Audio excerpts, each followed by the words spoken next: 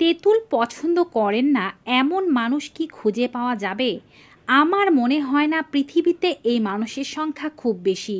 অধিকাংশ মানুষেরাই তেঁতুল খেতে খুব পছন্দ করে থাকেন, হোক সেটি তেঁতুলের মিষ্টি কিংবা টক আচার। তবে গর্ভবতী মহিলারা এবং মেয়েরাই কিন্তু তেঁতুল খেতে বেশি পছন্দ করেন পুরুষের চেয়ে।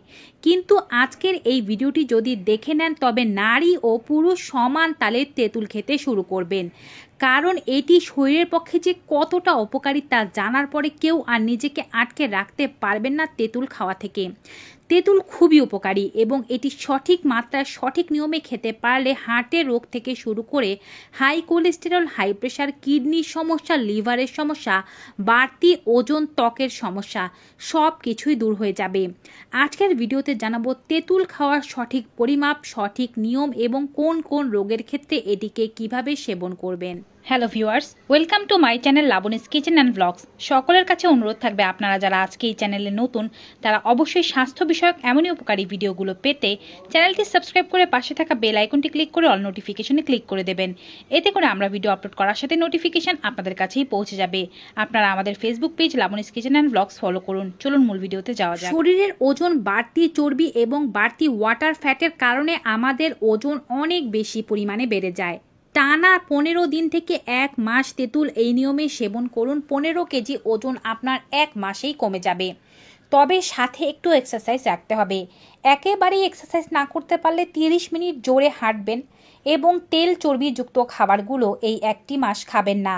খাবারে শাকসবজি বেশি পরিমাণে রাখবেন, পাশাপাশি মিষ্টি জাতীয় খাবার, ফাস্টফুড এগুলো পরিহার করবেন। সন্ধে 7টার আগেই রাতের খাবারটি খেয়ে নেবেন।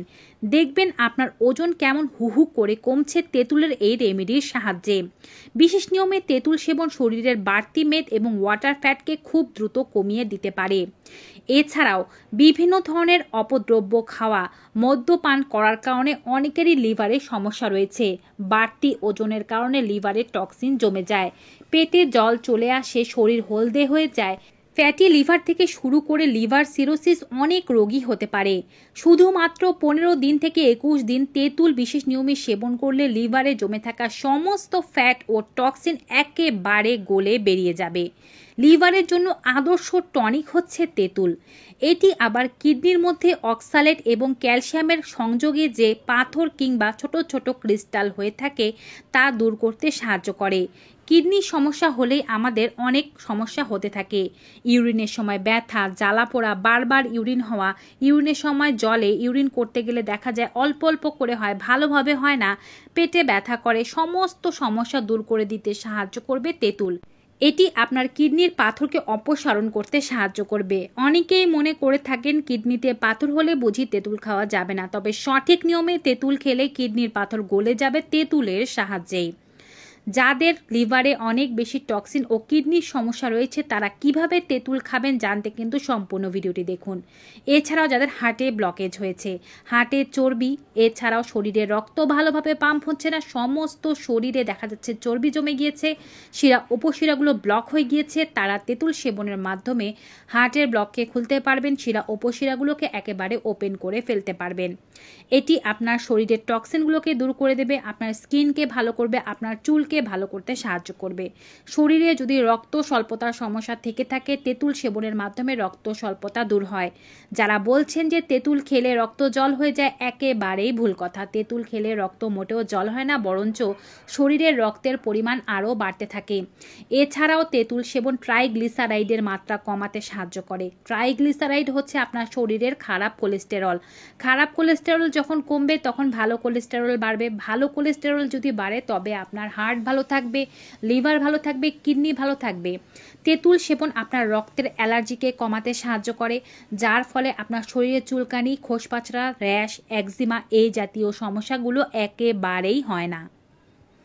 অতিমাত্রায় তেঁতুল সেবন কিন্তু ডায়রিয়ার কারণ হতে পারে, কিন্তু যদি আপনি সঠিক মাত্রায় এটিকে সেবন করতে পারেন আপনার ডায়রিয়া তো হবেই না, পাশাপাশি বেশি নরম মল হয়ে থাকলে তা ঠিক হতে সাহায্য হবে।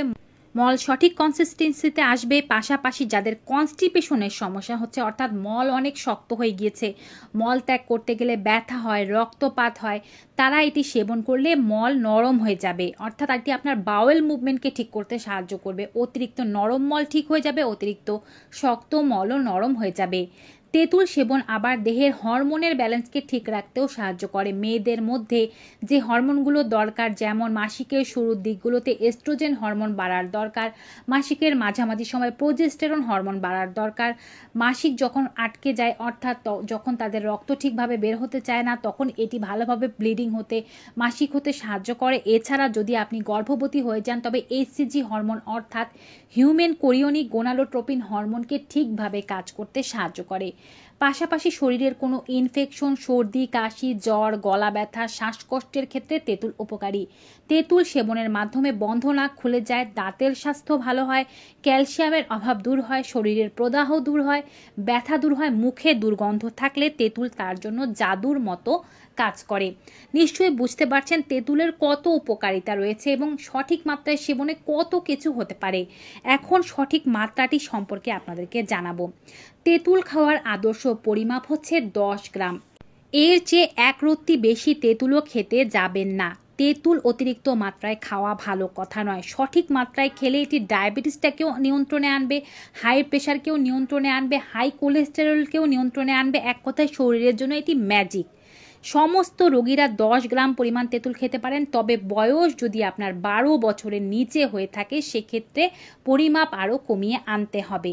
তেঁতুলগুলো বিশুদ্ধ জলের মধ্যে 10 গ্রাম পরিমাণ নিয়ে ভিজিয়ে রাখতে হবে অন্তত পক্ষে 3-4 ঘন্টা। কিছুক্ষণের মধ্যে এটি নরম হয়ে গেলে এটিকে ভালোভাবে হাত দিয়ে কচলে নিতে হবে। হাত ভালোভাবে পরিষ্কার করে এই কাজটি করতে হবে। তারপরে এর মধ্যে থেকে যে বাড়তি আঁশগুলো রয়েছে, বীজগুলো রয়েছে, তা ফেলে দিয়ে এর মধ্যে 1 চা চামচ পরিমাণে লেবু রস মিশ্রিত করতে পারেন। চাইলে সামান্য পরিমাণে বিট লবণ দিতে পারেন, চাইলে 1 চা চামচ পরিমাণে খাঁটি মধু মিশ্রিত করতে পারেন। তবে যদি আপনার হাই প্রেশারের সমস্যা থেকে থাকে আপনি বিট লবণ দেবেন না, আপনার যদি ডায়াবেটিসের সমস্যা থেকে থাকে আপনি মধু দেবেন না। তারা লেবু রস ও গোলমরিচের গুঁড়ো মিশ্রিত করে খেতে পারেন। এবার এটিকে কোন সময় খাবেন? সকালবেলা বাসি পেটে খেলে অনেকেরই এর জন্য আবার গ্যাসের সমস্যা বেড়ে যেতে পারে, কারণ সাইট্রাস এই ফলগুলোকে অনেকেই বাসি পেটে সহ্য করতে পারেন না। যারাই হোক না কেন, আপনি যদি বাসি পেটে সহ্য না করতে পারেন বা বমি বমি ভাবে সমস্যা হয়, তারা সকালে নাস্তা খাওয়ার ঠিক 1 ঘন্টা পরে খাবেন। আবার সকালে নাস্তার আধা ঘন্টা পরে চা খেলেন, তারপরে তেঁতুল খেলেন, ব্যাপারটি এমন নয়। নাস্তা খাওয়ার পরে চা খাওয়া যাবে না, 1 ঘন্টা ওয়েট করে তেঁতুলের এই রেমেডি সেবন করবেন।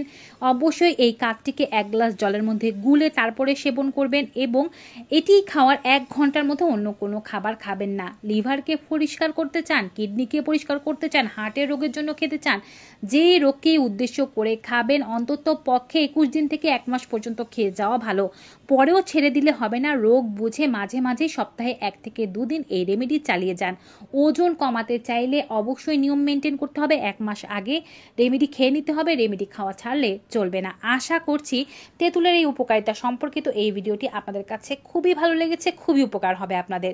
ভিডিওটি বেশি বেশি করে সকলের সাথে শেয়ার করে দেবেন যেন সবাই এই গুরুত্বপূর্ণ তথ্যগুলো পেতে পারে। বিদায় নিচ্ছি, সবাই ভালো থাকুন, সুস্থ থাকুন। Good bye and take care.